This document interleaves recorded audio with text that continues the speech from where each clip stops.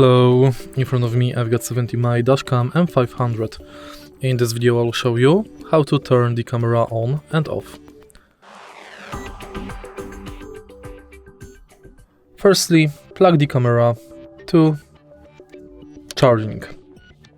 Now the camera is plugged, it will automatically turn on.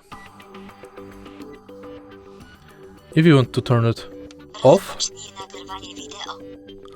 press this button located on the right side or on the left side of the camera.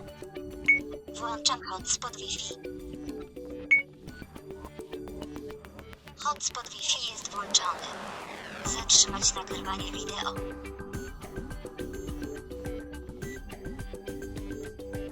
Now the camera is off.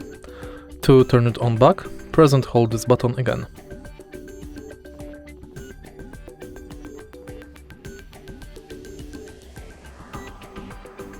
Rozpocznij nagrywanie wideo. And that's basically it. If you find this video helpful, please leave like, comment and subscribe.